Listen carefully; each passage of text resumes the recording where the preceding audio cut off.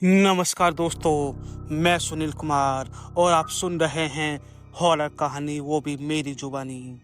दोस्तों, आज मैं आप लोगों के लिए एक बहुत ही डरावनी कहानी लेकर आया हूँ, जिसे सुनकर शायद आपके रूह कांप सकती है।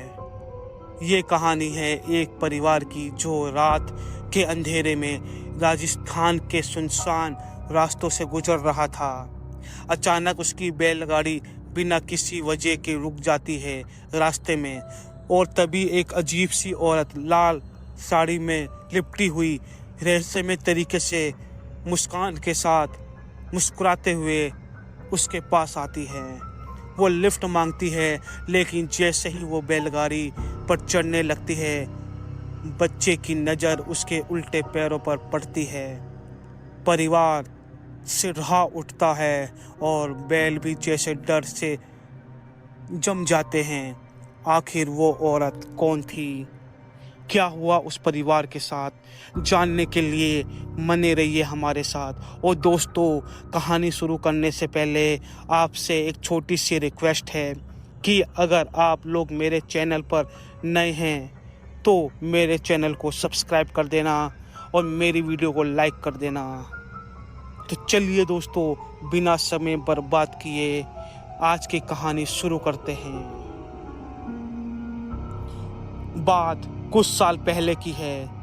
मैं और मेरा परिवार और साथ में मेरी पत्नी सीता, मेरी बेटी अनन्या और बेटा अर्जुन राजस्थान के एक छोटे से गांव से होकर अपने रिश्तेदार के यहाँ जा रहे थे। रात गहरी हो चुकी थी, आसमान में तारे चमक रहे थे और ठंडी हवा के झोंके हमारे बैलगाड़ी के पहिए से टकरा रहे थे। रास्ता सुनसान था, बस कभी कभी किसी जंगल में जंगली जानवर की आवाज़ सुनाई दे जाती थी। हम सब चुपचाप बैठे थे, सिर्फ बैलों की घंटी की आवाज़ ही इस पूरे माहौल को डरावना बना रही थी। जैसे ही हमारी गाड़ी भानगढ़ के पास पहुंची, अचानक बैल अजीब तरीके से हिलने लगे, डुलने लगे, रोने लगे। मैंने उनकी लगाम खींची, लेकिन वो जैसे डर के मारे एक जगह खड़े हो गए। सीता ने धीमी आवाज में पूछा।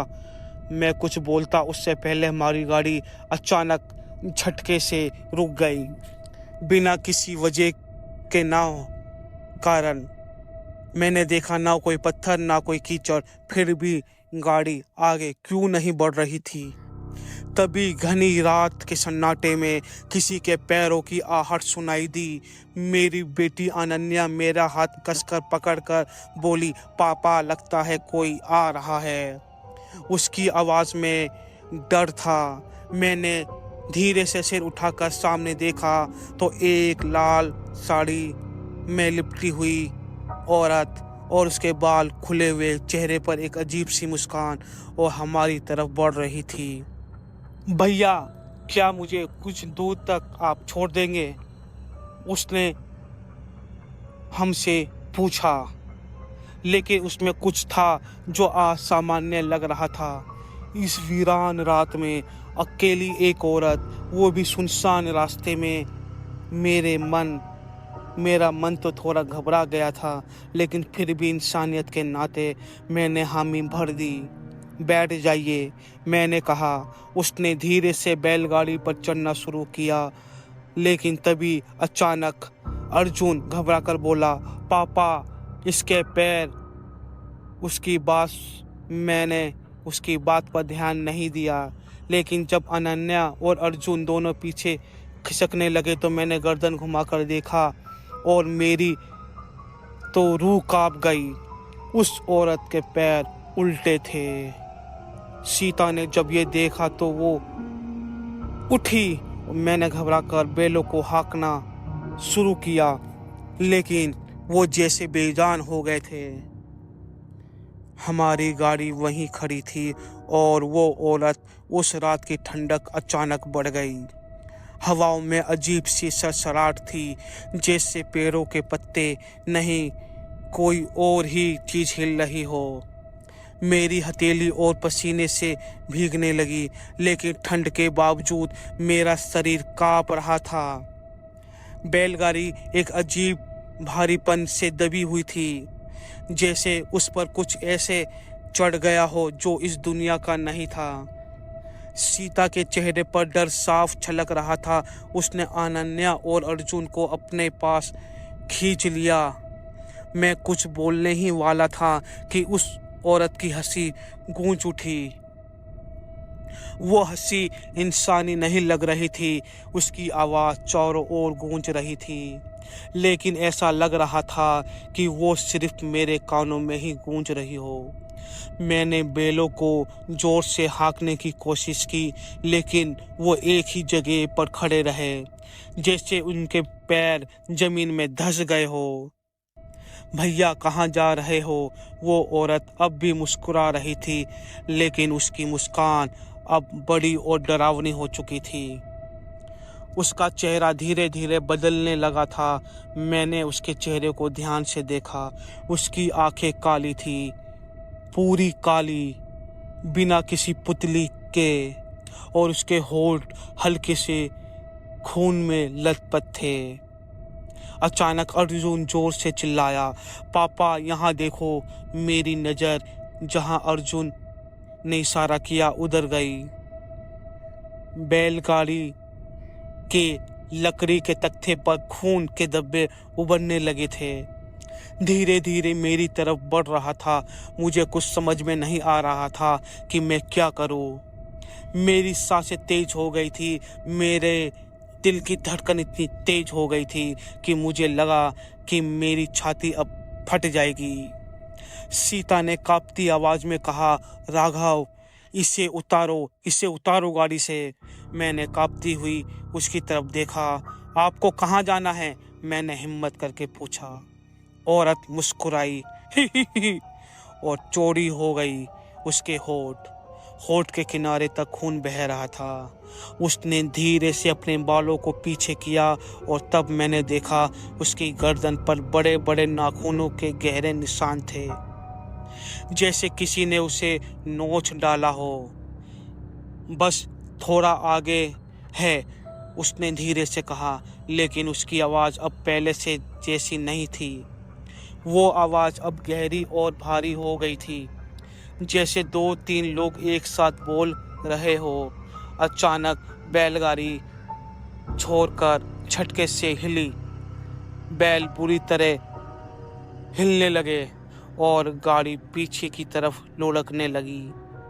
मेरी पकड़ ढीली हो गई और मैं नीचे गिरने ही वाला था कि सीता ने मेरा हाथ कस के पकड़ लिया। अर्जुन और अनन्या डर के मारे सीता से चिपक गए। औरत अब हमारे ठीक सामने खड़ी थी। उसकी आंखों से अब काला धुआं निकलने लगा था। उसने अपना हाथ मेरी तरफ बढ़ाया और तभी उसका हाथ धीरे धीरे मेरी ओर बढ़ रहा था। उसकी उंगलियां लंबी और नुकीली थी, जैसे किसी जानवर के पंजे। उसकी काली गहरी आंखें मुझ पर जमी थी और उसकी मुस्कान अब पूरी तरह से डरावनी हो चुकी थी। मेरी सांसें अटक गई। आसपास की ठंड और ज़्यादा बढ़ गई थी, जैसे पूरी हवा जमने लगी हो। सीता ने मेरा हाथ कसकर पकड़ लिया। मैंने अर्जुन और अनन्या की तरफ देखा। दोनों अपनी माँ से चिपके हुए थे। उनकी आंखों में डर साफ झलक रहा था। मेरी समझ में नहीं आ रहा था कि मैं क्या करूं, क्योंकि बैलगाड़ी तो अब भी हिल नहीं रही थी। बैल किसी अनदेखे डर से पूरी तरह कांप रहे थे। औरत का हाथ अब मेरे चेहरे के बिल्कुल करीब था। मैंने खुद को पीछे खींचने की कोशिश की, लेकिन मेरे पैर जैसे ज़मीन से चिपक गए थे। तभी उसने मेरे कंधे को छू लिया। एक अजीब जलन मेरे शरीर में फैलने लगी। ऐसा लग रहा था जैसे मेरे अंदर कोई बर्फ़ की ठंडी चीज़ घुस गई हो, लेकिन मेरे साथ ही मेरे सीने में एक जलन हो रही थी। तुम लोग रुको नहीं। उसकी आवाज़ अब और गहरी हो चुकी थी।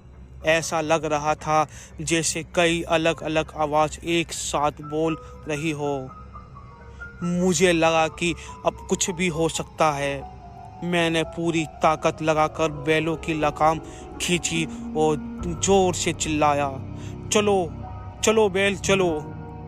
बैल जैसे पागल हो गए थे। वो आगे बढ़ने की बजाय और जोर जोर से हिलने लगे। औरत अब पूरी तरीके से बैलगाड़ी के करीब आ चुकी थी।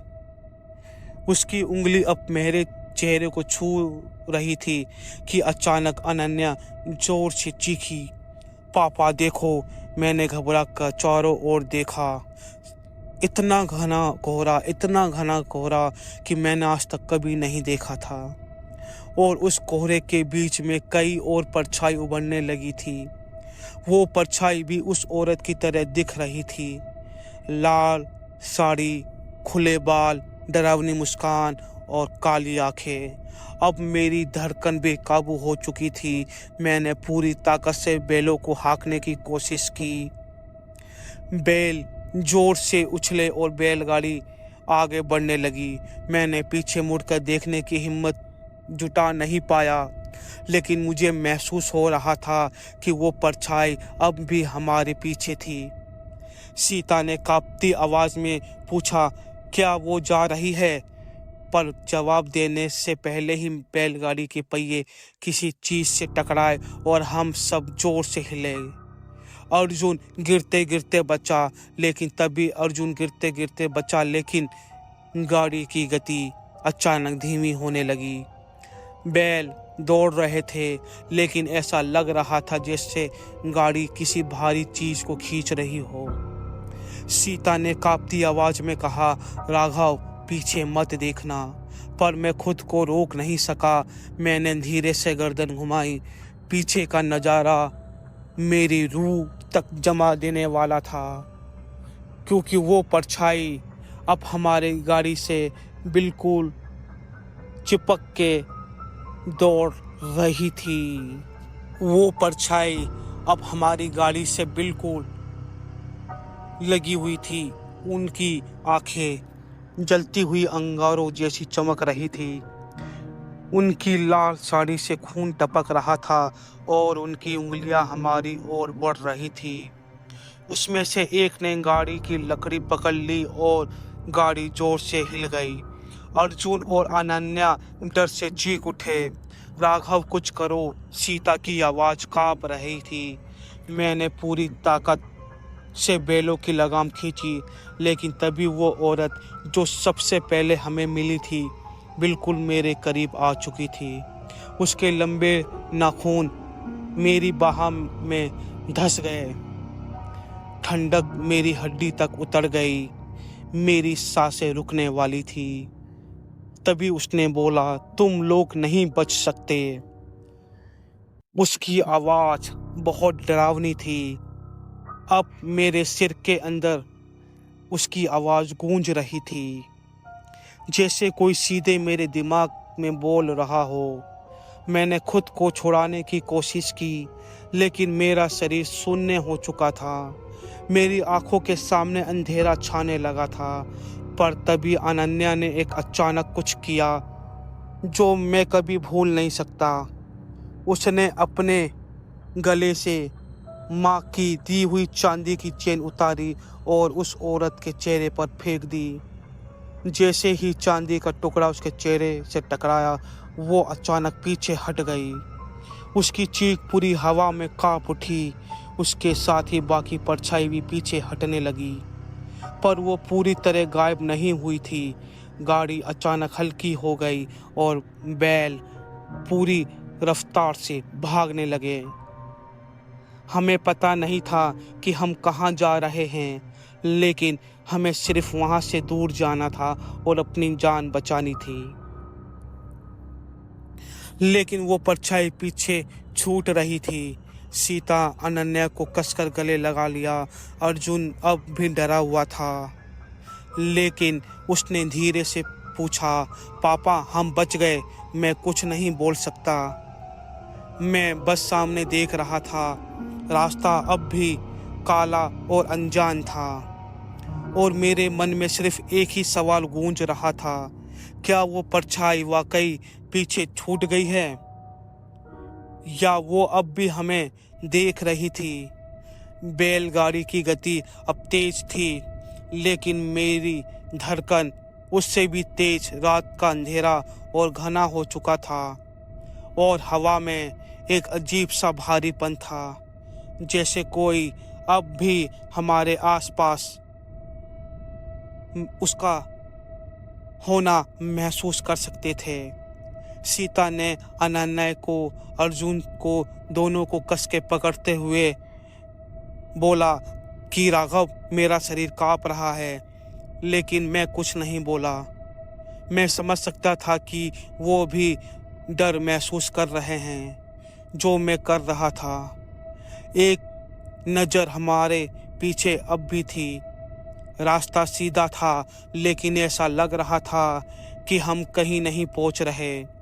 बैलों की हांफने की आवाज़ साफ सुनाई दे रही थी।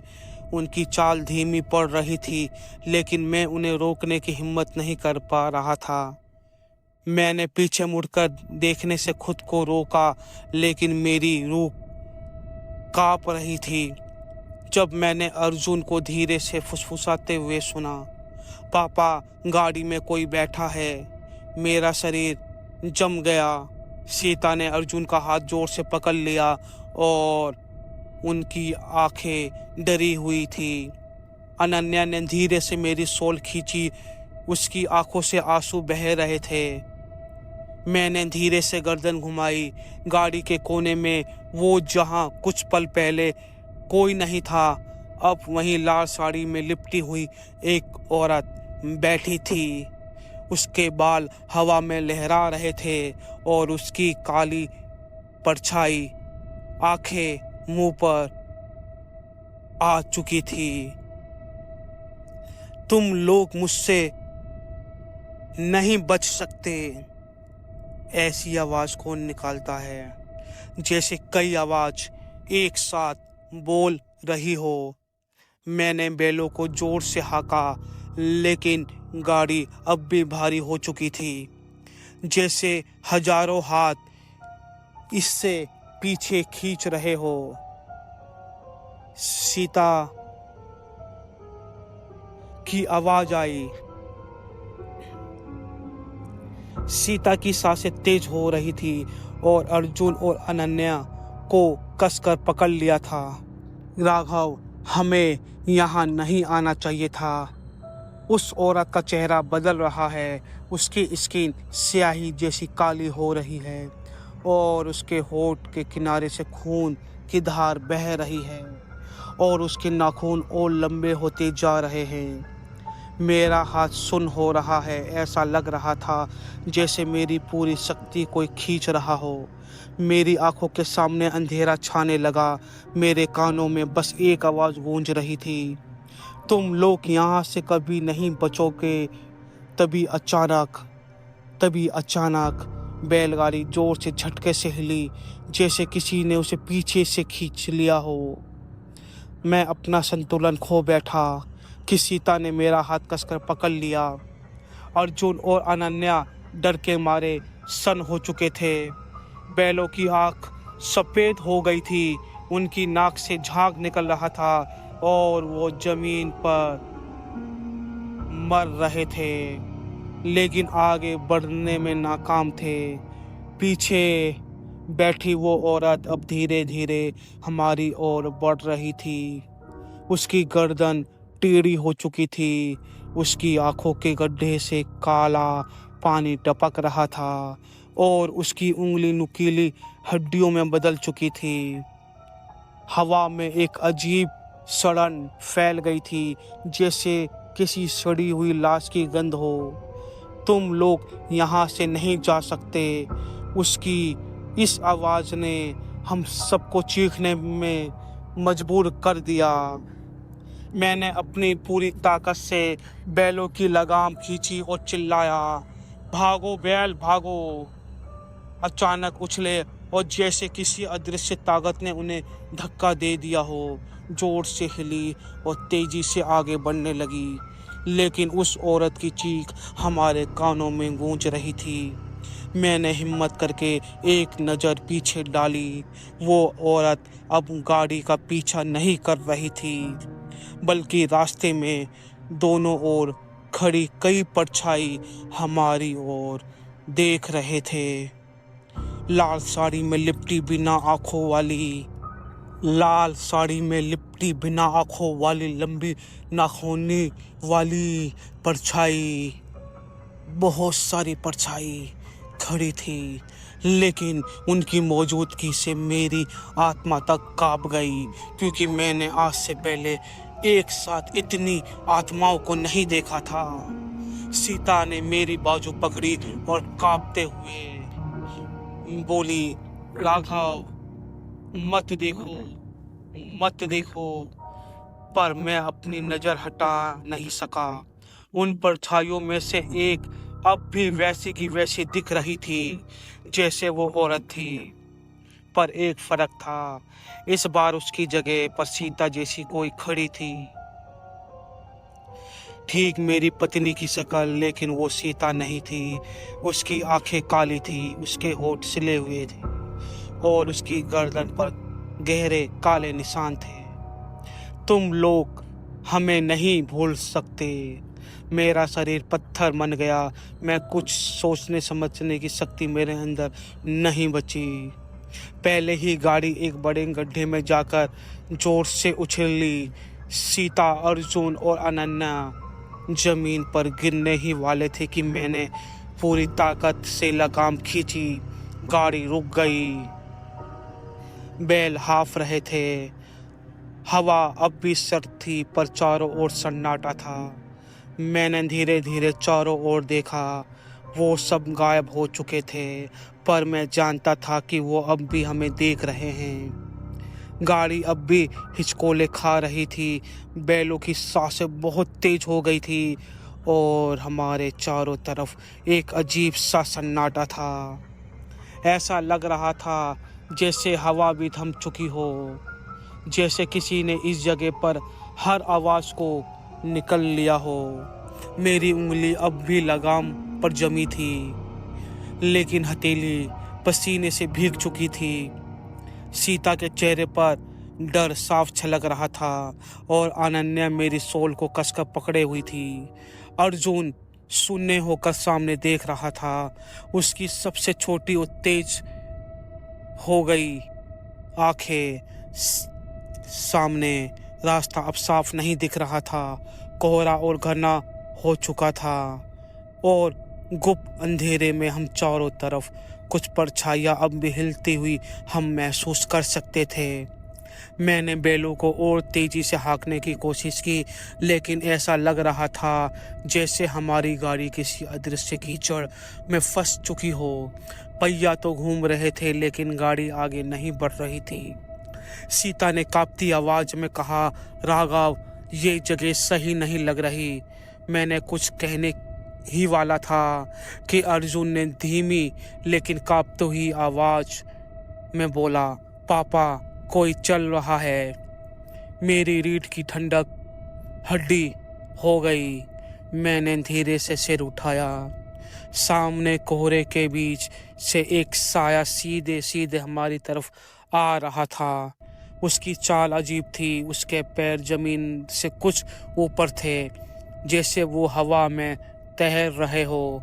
उसका चेहरा नहीं दिख रहा था, लेकिन उसकी लाल साड़ी अब भी चमक रही थी।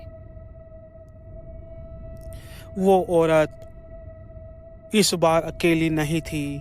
उसके पीछे और भी परछाइयाँ चल रही थी।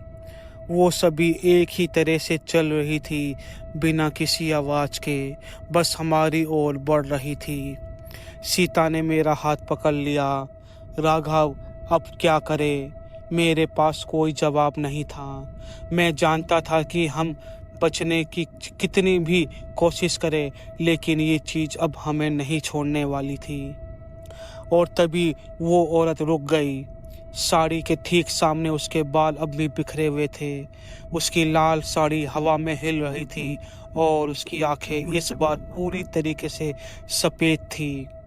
बिना किसी पुतली के उसने अपने सिर हल्का सा टेढ़ा किया। और फिर तुम लोग अब भी यहीं हो। उसकी ये आवाज़ बहुत गहरी थी, जैसे कई अलग अलग आवाज़ एक साथ बोल रही हो। मेरी सांसें रुक गई। अर्जुन ने डर के मारे अपनी आंखें बंद कर ली। अनन्या चुपचाप गुमसुम बैठी थी। सीता का हाथ अब भी मेरे हाथ में था, लेकिन उसकी पकड़ ढीली पड़ने लगी थी। और तभी उस औरत ने अपनी काली नुकीली उंगली उठाई और धीरे से मेरी तरफ इशारा किया। अब तुम्हारी बारी है, तुम्हारा नंबर है। हवा अचानक तेज हो गई। बैल जोर जोर से हिलने लगे और गाड़ी एक झटके से जोर से हिली। मैं गिरते गिरते बचा, लेकिन मेरी आंखों के सामने अंधेरा छाने लगा था। आखिर चीज जो मैंने सुनी थी वह अर्जुन और अनन्या की तेज चीख थी। और फिर मेरे कानों में बस अनन्या और अर्जुन की गूंज गूंज रही थी। हवा ठंडी हो गई थी और ऐसा लग रहा था जैसे पूरे वातावरण में कुछ भारीपन हो। मेरी आंखों के सामने अब भी धुंध छाई हुई थी, लेकिन मैं महसूस कर सकता था कि कुछ मेरे बहुत करीब था, बहुत ज़्यादा करीब। सीता का हाथ अब भी मेरे हाथ में था, लेकिन उसकी पकड़ अब कमज़ोर हो रही थी। मैंने हिम्मत जुटाकर उसे देखा। उसकी आंखें खुली थी, लेकिन उसमें कोई भाव नहीं था। ऐसा लग रहा था जैसे वो किसी और दुनिया में देख रही हो, किसी ऐसी जगह जिससे मैं भी नहीं देख सकता था। सीता मेरी आवाज़ से कांप उठी, पर उसने कोई जवाब नहीं दिया। तभी अर्जुन की आवाज़ आई, पापा देखो। मैंने फिर सीता की तरफ देखा। इस बार मेरे पैरों तले जमीन खिसक गई। वो मुस्कुरा रही थी, लेकिन ये कोई आम मुस्कान नहीं थी। उसकी आंखें अब धीरे धीरे सफ़ेद पड़ रही थी, जैसे कोई अदृश्य ताकत उसके अंदर उतर गया हो। उसके होठ खुल रहे थे, हिल रहे थे, और उसकी सांसें अब धीमी हो रही थी। मेरी बेटी अनन्या मेरी कमीज खींच रही थी। पापा, मम्मी को क्या हो रहा है? मैंने बोला, मुझे नहीं पता बेटा। अब मैं क्या जवाब देता। सीता अब धीरे धीरे आगे झुक रही थी। उसकी गर्दन एक अजीब कोण का एंगल बना रही थी और उसके होठों से आवाज़ निकली, अब तुम मुझसे दूर नहीं जा सकते। मेरा पूरा शरीर सिकुड़ सा गया। सीता, लेकिन ये मेरी पत्नी की आवाज़ नहीं थी। बैलगाड़ी अब पूरी तरीके से रुक चुकी थी। बैल बहुत हाफ रहे थे, लेकिन वो जैसे ज़मीन में जड़ गए हो। हवा अब भी बहुत तेज चल रही थी और ठंडी भी थी। मेरे चारों ओर सन्नाटा था। और फिर अचानक सीता ने अपना सिर झटके से ऊपर उठाया और उसकी आँख पूरी तरीके से सफ़ेद हो चुकी थी और उसके चेहरे पर वही डरावनी मुस्कान थी। राघव, अब तुम्हारा समय आ गया है। अचानक एक जोरदार झटका मुझे लगा और मेरा शरीर को जैसे किसी ने ज़मीन पर पटक दिया हो। मैं बेहोश हो गया। बाद में मुझे होश आया तो मैंने देखा कि मैं बैलगाड़ी में ही था, लेकिन अब बैल भाग रहे थे। उनकी आंखों में एक अजीब सा खालीपन था और वो तेजी से दौड़ रहे थे। मैं समझ नहीं पा रहा था कि हम कहाँ जा रहे हैं, लेकिन इतना तय था कि अब हम वहाँ नहीं थे जहाँ वो परछाई थी। मैं हड़बड़ाकर अपने परिवार को देखा। सीता अब भी बेहोश थी, लेकिन उसकी आंखें अब सफ़ेद नहीं थी। अर्जुन और अनन्या एक दूसरे से चिपके हुए थे, लेकिन वो होश में थे। पापा, अनन्या की आवाज़ काँप रही थी। मैंने उसके सिर पर हाथ रखा। बेटा, हम ठीक है। बेटा, क्या हम वाकई ठीक है? बैल तेजी से दौड़ रहे थे और धीरे धीरे कोहरा छटने लगा। अब मैंने देखा कि हम एक पक्की सड़क पर पहुंच चुके थे। सामने कुछ रोशनी दिखाई दी। सामने एक गांव था। मेरे अंदर थोड़ी राहत आ गई। हम बच गए। शायद बैल अब धीरे धीरे रुकने लगे। मैं गाड़ी से कूदकर सीता के पास गया और उसका चेहरा हिलाया। सीता उठो, सीता उठो। उसकी सांसें चल रही थी, लेकिन बहुत धीमी थी। अर्जुन और अनन्या भी अब माँ को देख रहे थे। उनकी आंखों में चिंता थी।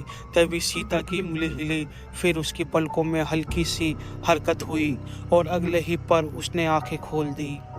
पर जैसे ही उसने मुझे देखा, उसकी आंखों में घबराहट आ गई। राघव, पीछे देखो। मैं तो डर गया। मैंने धीरे से गर्दन घुमाई। गांव की रोशनी के ठीक पीछे सड़क के किनारे वही औरत खड़ी थी, लाल साड़ी में लिपटी हुई, खुले बाल और बिना पुतलियों वाली सफ़ेद आँख। वो हमें देख रही थी और मुस्कुरा रही थी। गांव की रोशनी अब हमारे बहुत करीब थी, लेकिन मेरे दिल की धड़कन अब भी तेज थी। मैंने एक बार फिर पीछे देखा। वो औरत अब भी वहीं खड़ी थी, उस भयानक मुस्कान के साथ, जैसे ये सब अब खत्म होने ही वाला था। सीता मेरी बाँह कसकर पकड़ कर बैठी थी। अर्जुन और अनन्या ने मेरी सोल से लिपटे हुए थे। बैल अब थक कर सुस्ताने लगे थे, लेकिन उनकी आंखों में अब भी वो डर था। हम गांव तक पहुंच चुके थे, लेकिन मेरे मन में एक सवाल गूंज रहा था। क्या हम सब सच में बच गए हैं, या फिर एक ये शुरुआत थी? अगर आपको ये कहानी पसंद आई हो तो हमारे चैनल को सब्सक्राइब कर देना, बेल आइकन को दबा देना, ताकि ऐसी डरावनी कहानी आप तक जल्द से जल्द पहुंच सके।